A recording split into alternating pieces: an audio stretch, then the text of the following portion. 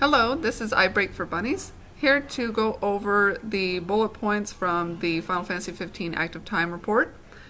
So, the Comrades is going to get version 1.1 on December 12th. That's going to be bug fixes, as well as reduced load times and AI creation times. Those are going to be reduced 10 to 30 seconds depending on the area. Timed quests are also going to be introduced, not quite in the same style it sounds as the main game. Essentially there's going to be food items that you can get, special food items, better food items, depending on clear times and scores that you can get to use in a skill upgrade market to get buffs. They mentioned you can choose who will cook for you based on clear times and scores, so all that will, I think they did have a little bit of that market showcased in some video. And then the updates are going to end there for this year. They're going to continue to have updates next year, so it'll still be some time before we get new outfits or playable characters or those extra sigils or any more like story or opening the map. All that stuff still has yet to be announced and to come out, and that will all be next year.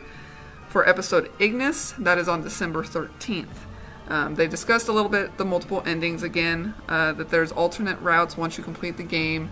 Gameplay at a standard pace is going to be about an hour and a half to 2 hours, though it can take upwards of 3 hours to complete all routes. Whether that was 3 additional hours or 3 hours total, I'm not sure.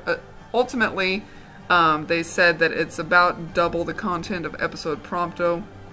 There's more info on the stories, less on those extras, and there are more boss battles. Speaking of boss battles, they did showcase another boss battle, an extra boss battle that you can do with Noctis, and he will be full strength. He will be able to use the Ring of the Lucii. He's supposed to be one tough cookie.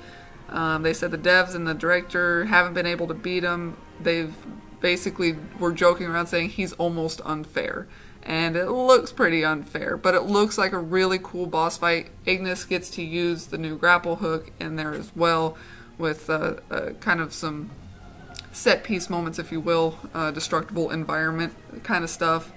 So that seems like it's going to be a pretty good challenge. I'm actually very interested in tackling that and seeing how I do, probably very badly. And then just they touched a little bit on the story, not much, though really the only thing they said story-wise was that forgiveness becomes a key word in the latter half of the story. That does pique my interest as to where we're going to go with that deeper story and with that relationship between Noctis and Ignis. And they did show a video. They showed basically episode Ignis, the opening, from the title screen. It's about 3 minutes long, so you can see how the game opens up. I'm not going to use any of that as a backdrop here, just in case people want to see that as a surprise. So the link is below if you want to see it. So then additional updates that they're going to have is another very, very exciting bit of news. We're going to have character swap added into the main game.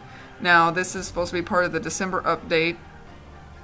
They specifically mentioned that this will be out before episode Ignis, so I don't know if that's going to come out on the 12th with the Comrade patch, the 1.1 patch, or if it's on a separate date before that. But they specifically mentioned it is before episode Ignis, which is nice because you can freely swap between all the bros as long as they're part of your party still, as long as they're not separated from the party for any reason, and they retain their fighting styles from their individual episodes. So you can fight as Ignis and get a little bit of practice in before his episode releases if you would like. So that'll be really exciting. After discussing that, they kind of went into the possibility of multiplayer. It sounded like within the main game. They were talking about how the current engine can handle up to 10 players at once. It sounded like all this was very hypothetical and theoretical, so I'm not sure if that's something they've done a whole lot more looking into at this point or not. So we'll have to kind of wait and see maybe what comes of that.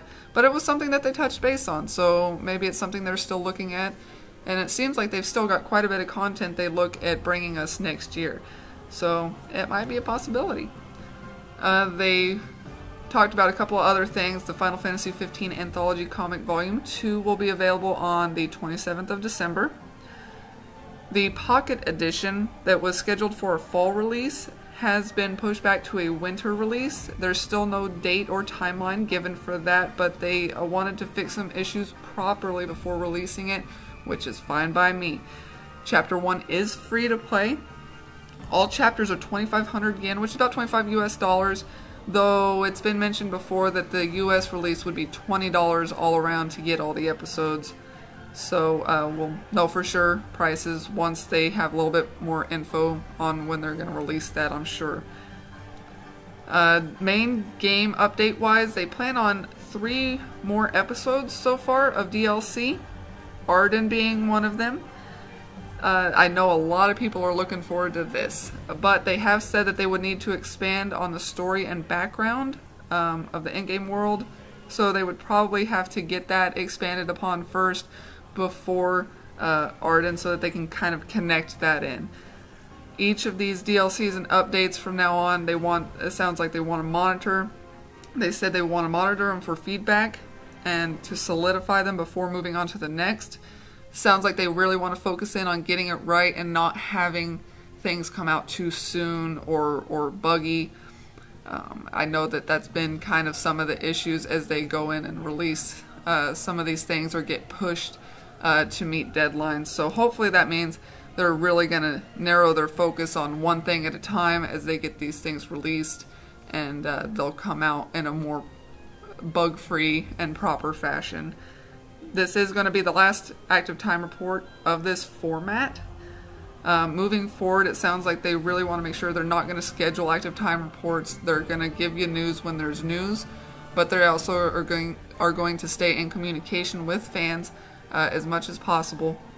So it's not that they want to back out of the communication. They just don't want, I think they're trying to back away from having these active time reports that people have talked about not having any news. They're like, they'll have an active time report, but there's nothing new. There's nothing they haven't already told us. So from here on out, it sounds like they really want to make sure that they have something new to give us when they have one. So it's gonna be changing up a bit on how they bring us new information and new content.